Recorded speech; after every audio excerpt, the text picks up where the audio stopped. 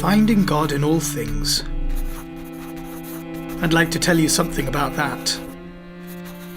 I'm now at the end of an adventurous life, and I can tell you that I find God whenever I want to find Him. How did it happen?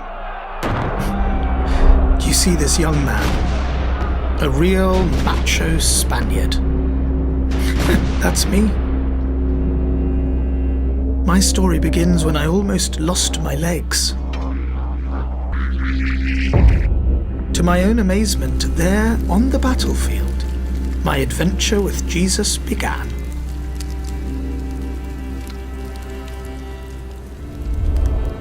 I was on my back for a year, at first with just one thing on my mind: to restart my life as a knight as soon as possible, until I slowly discovered that God had other things in store for me. I daydreamed a lot in those days. What else was there to do? About a prominent woman, and how I would win her affection through my heroic deeds. What I wanted was a few novels about chivalry to read. But what I got was a book about the life of Jesus and a collection of stories about saints, people who followed Jesus in a special way. It surprised me that I started dreaming about these stories too. Then I imagined how I would perform the same great deeds as the saints, and that I would do even more for God than all these men and women put together. In all this fantasizing, I made a remarkable discovery. Each time I thought about my life of excess as a knight, I felt energized at first, but then I became lethargic and tired.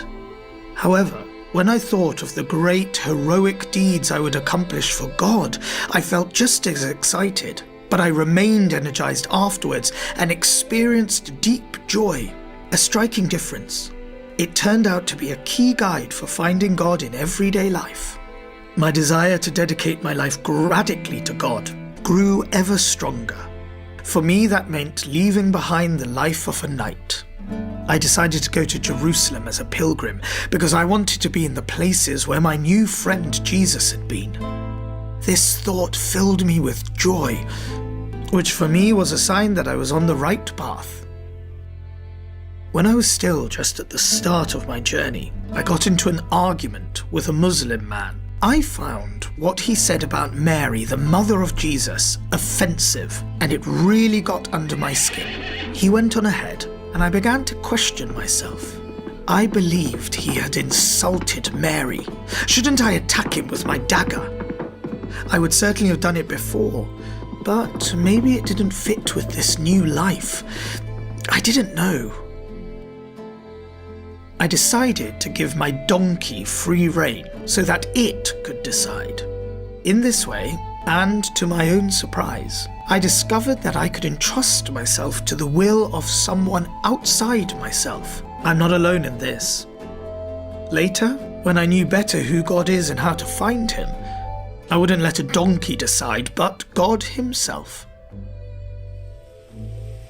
I travelled on to the Spanish town of Manresa, where I had many new insights. In my heart, I was still a bit of a player who wanted to woo God the way I had secured the affections of women. If a saint had kneeled for 5 hours, then I prayed for 7. Another time, I decided not to eat or drink for a week. I blindly followed the example of all the saints at the same time, and it made me very unhappy. It made me so desperate that I even considered ending my life. This is not what was meant to happen. Clearly living like this was not what God was asking me to do. From this, I realized that God was inviting me to look for Him in my own personal way. It was as if my eyes were slowly opening. Bit by bit, I discovered how I could find God by listening to my deepest feelings. In this, my friendship with Jesus was a great help. I worked at it every day, praying with the stories of Jesus' life. I paid close attention to what was going on in my heart. What is He inviting me to do? In this way, I learned to discern how I could better direct my life and come to find God more easily. A year later, I made the crossing to Jerusalem by ship. Finally. Again and again, I visited the places Jesus had been. What more could I want? Standing on the ground where my friend Jesus had stood, breathing the air that he breathed. Before the journey home, I went to the Mount of Olives one more time. This is the place where Jesus ascended to heaven. Because it was forbidden to go there without a guide, I had to bribe the guard. I wanted to pray at the place where Jesus had stood for the last time. When I realized that I didn't know which direction Jesus was facing at his ascension, I went back. I wanted to know even the smallest details about Jesus. It was now clear to me that everything, absolutely everything, is centered on him. As I was being led through the city like a criminal, my heart was filled with joy, and I felt Jesus close by. Back in Europe, I began to study. I had come to realize that you must use not only your heart to find God, but also your head.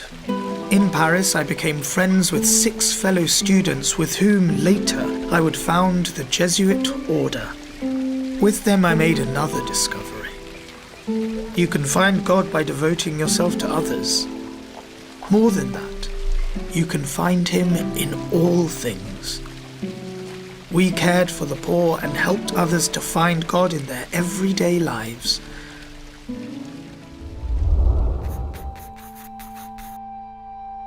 It's hard to believe what that cannonball set in motion. A tough guy who founded a religious order. What a conversion. And yet, this is not offered as something exceptional. Absolutely not. You too can learn to discern God's voice in the feelings and longings already present in your life. In this way, God invites you to a life of great joy and deep love for yourself and for those around you. It's up to you to choose to make your decisions on this basis.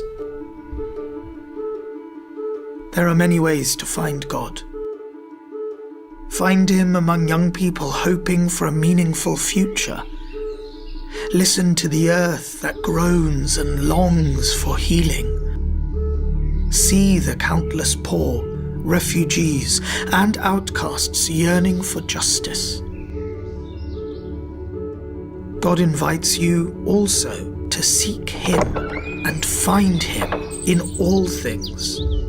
What conversion, what change of direction is he calling you to?